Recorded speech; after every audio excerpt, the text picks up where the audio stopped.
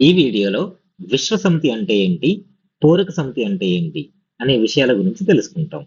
విశ్వసమితిని ఇంగ్లీష్లో universal set అని, మరియు పూరక సమితిని అబ్సల్యూట్ కాంప్లిమెంట్ అని అంటారు. విశ్వసమితికి నిర్వచనం చూడండి.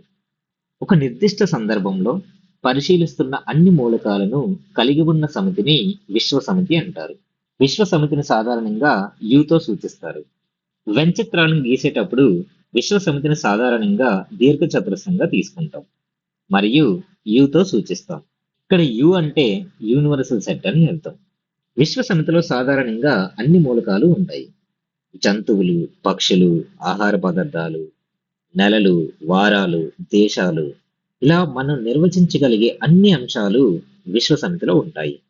కానీ మనం సందర్భాన్ని బట్టి, నేపథ్యాన్ని బట్టి ఆయా అంశాలను పరిగణనలోకి తీసుకుంటాం.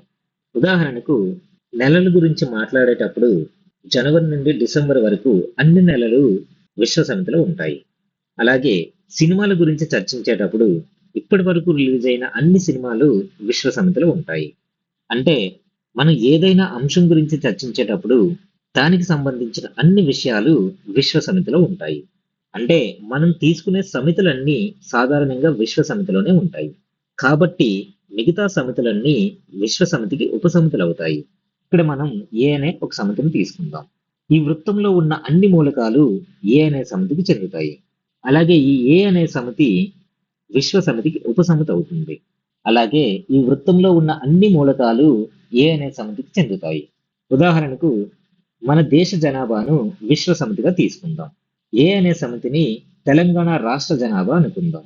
అయితే ఏకి బయట విశ్వసమితిలో ఉన్న ఈ భాగం ఏమవుతుంది? మిగతా అన్ని రాష్ట్రాల జనాభా అవుతుంది. ఈ విశ్వసమితిని మన దేశ జనాభా అనుకున్నాం. అలాగే ఏ అనే సమితిని తెలంగాణ రాష్ట్ర జనాభా అనుకున్నాం. కాబట్టి ఏకి బయట మరియు విశ్వసమితిలో ఉన్న ఈ భాగం అంతా ఒక్క తెలంగాణ తప్ప మిగతా అన్ని రాష్ట్రాల జనాభా అవుతుంది. ఇక్కడ రెండే సందర్భాలు ఉన్నాయి. ఈ వృత్తానికి లోపలుండే మూలకాలన్నీ సమితి ఏకి చెందుతాయి. అలాగే ఈ వృత్తానికి బయట ఉండే మూలకాలన్నీ సమితి ఏకి చెందవు. ఇలా విశ్వసమితిలోనే ఉండి సమితి ఏకి చెందని మూలకాలను ఏ యొక్క పూరక సమితి అని అంటారు. అంటే ఈ పింక్ రంగులో ఉన్న భాగం అంతా ఏ యొక్క పూరక సమితి అవుతుంది. పూరక సమితికి నిర్వచనం ఏమవుతుంది?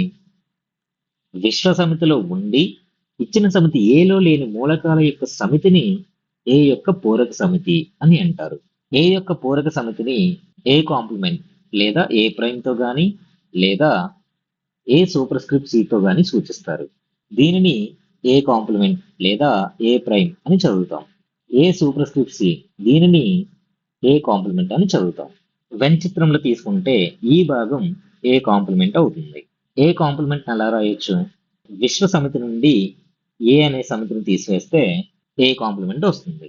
కాబట్టి A complement equal to U minus A అవుతుంది. దీనిని యు స్లాష్ ఏ అని కూడా రాయొచ్చు.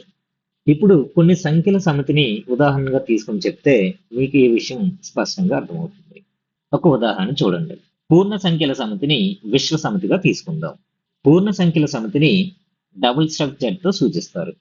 అలాగే వాస్తవ సంఖ్యలను డబుల్ స్ట్రక్ ఆర్ తో సూచిస్తారు మరియు అకరణీయ సంఖ్యలను క్యూ తో సూచిస్తారు.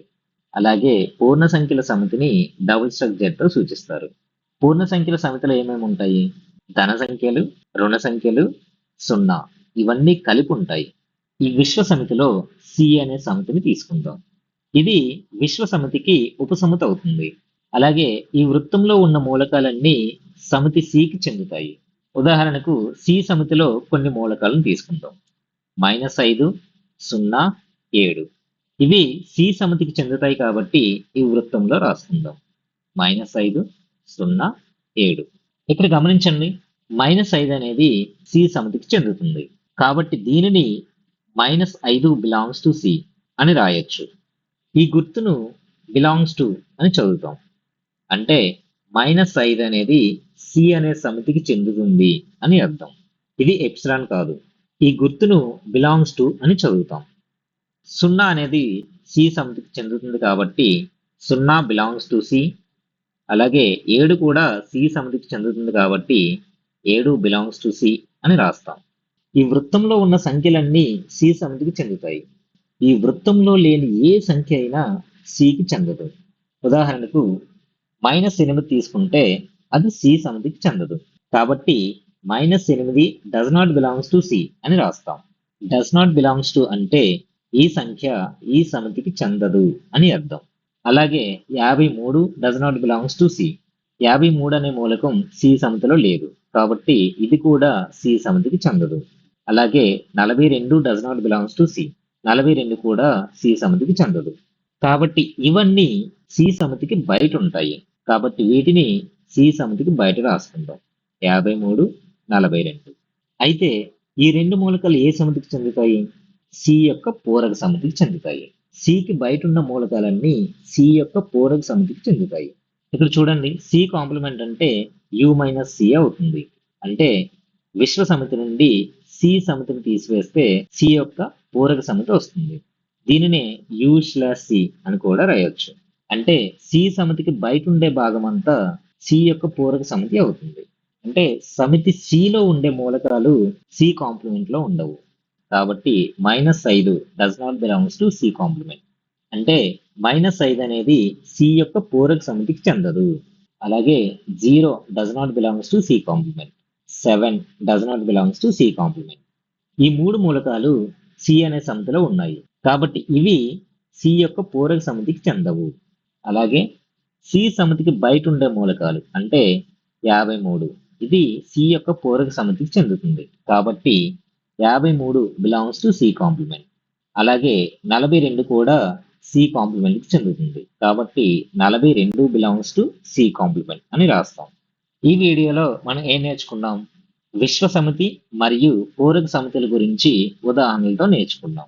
విశ్వ సమితి అంటే అన్ని మూలకాలను కలిగి ఉన్న సమితి. పూరక సమితి అంటే విశ్వ సమితిలో ఉండి ఇచ్చిన సమితిలో లేని మూలకాల సమితి.